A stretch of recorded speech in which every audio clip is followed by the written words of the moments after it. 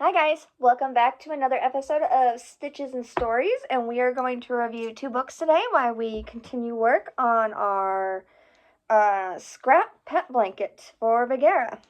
I did not get it done in the few amount of days that I wanted to. I actually dropped a couple stitches that I have to go back and fix. But it's got some decent length on it and they'll be done shortly, so let's jump right into it, okay guys? So today we're going to review two books. We're going to review a traditional author and an independent author. And we're going to start off with our traditional author. I actually just finished this book last night. I read it in the span of maybe an hour. It's only about 50-something pages long. It is marketed as a short story, so that makes sense. It's Cruel Winter with You by Hazelwood. Hazelwood, I have to say going into this, Hazelwood is one of my one-click authors. She's an author that it doesn't matter what she writes, I'm going to read it.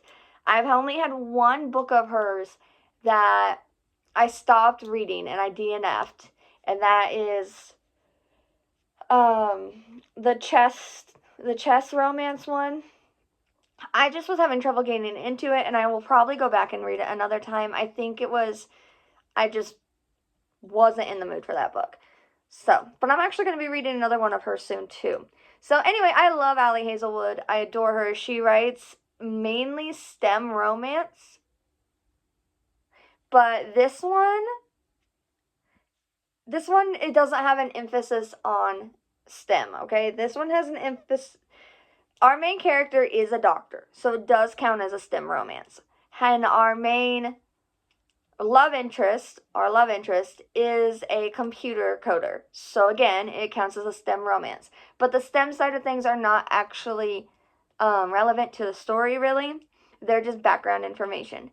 In this short story, our main character is the best friend of the love interest's big sister, all right? She watched him grow up. She helped him learn how to tie his shoes. They're only a couple of years apart, but she'd always seen him as like a kid before. And then it tells the story of how he had always had a crush on her. He was always in love with her, and she rejected him one Christmas. And she tried to apologize, but he never got the apology. And so this whole story is they get snowed in together at his house during a freak Midwest snowstorm. And if you're from anywhere in the Midwest, you know how quick they can pop up and you know how bad they can get. Okay? And so this takes place in Illinois. And they're there, and she goes to his house to borrow a pan for Christmas dinner, and she gets snowed in with him, and they have to work out their crap. This combines two of my favorite tropes. It combines the miscommunication trope with the forced proximity / snowed in trope. All right? It's not really enemies to lovers. It's more like friends to enemies to lovers. There was an extra step there.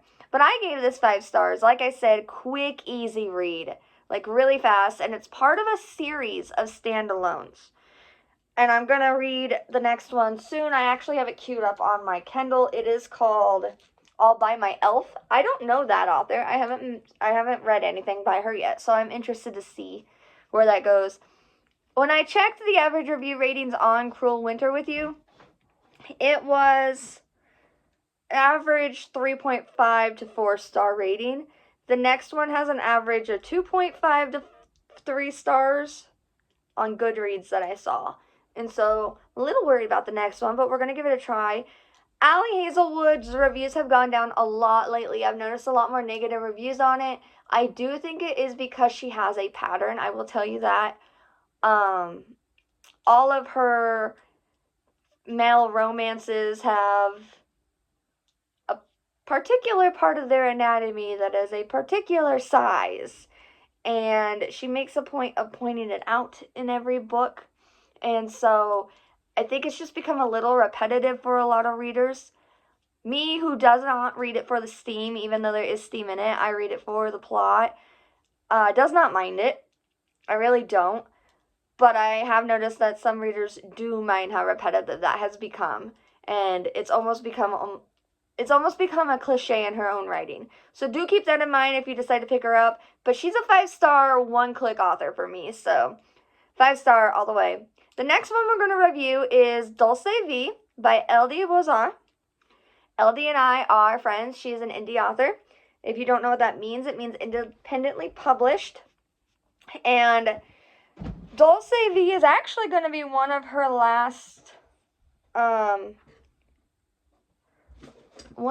books that she's publishing under this pen name. She is switching pen names. I'm not going to tell you what it is.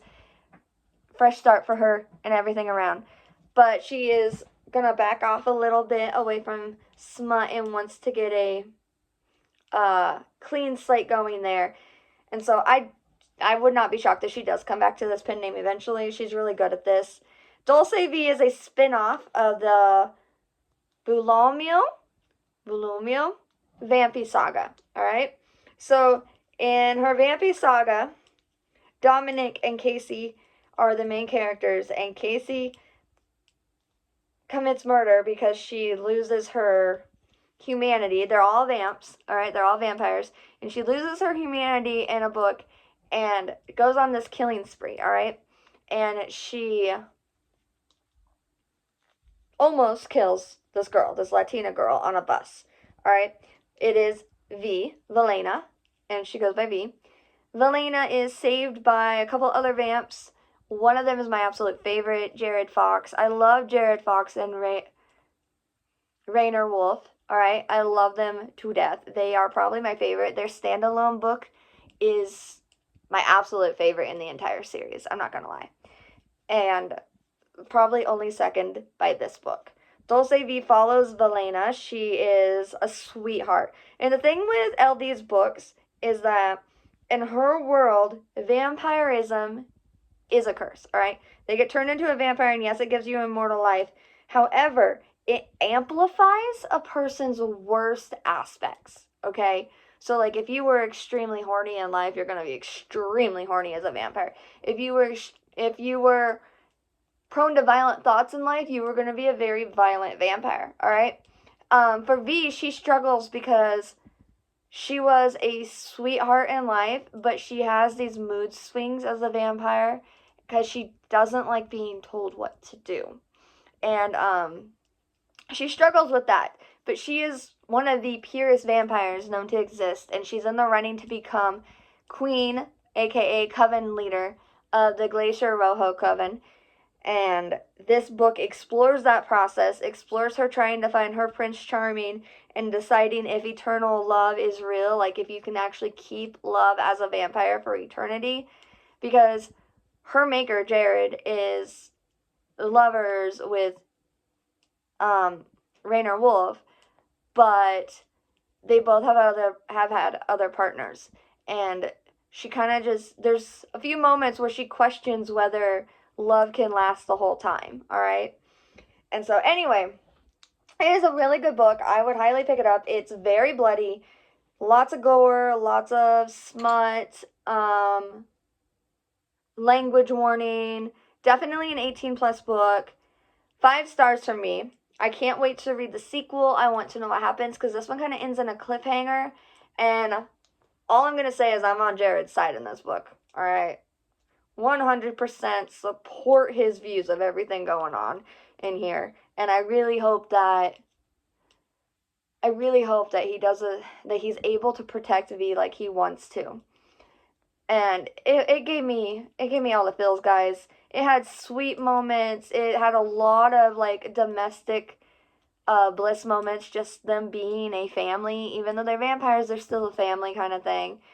And so, and they live in Texas. It's great. So, I highly recommend it, and I recommend following her and picking up her other books too. This one can be read on its own, but the backstory does come from the last book in the Bulomio Vampy Saga, okay? So, if you want the backstory, you need to read that one, and you need to read Jared and Rainer's story, which is, my thing gonna work so I can look it up for you? Maybe my computer's being dumb. Here we go. So in the Bulomio book, it'll give you the backstory of how V died and how she was turned into a vampire.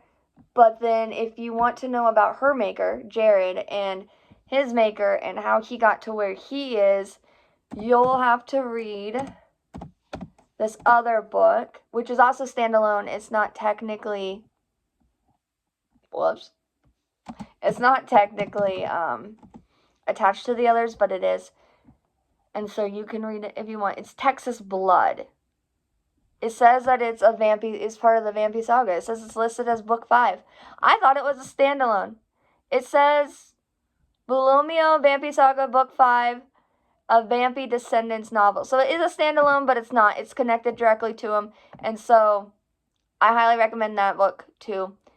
And so go check her out, all right, guys, because it's going to be awesome. And so I'm going to finish this blanket, and I'm going to go listen to All by My Elf, and hopefully have a couple more books to review later on.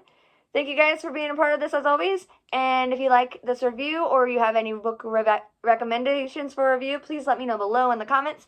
And subscribe and hit that notification bell. Okay, guys? Love you all. I hope you have a great December 1st.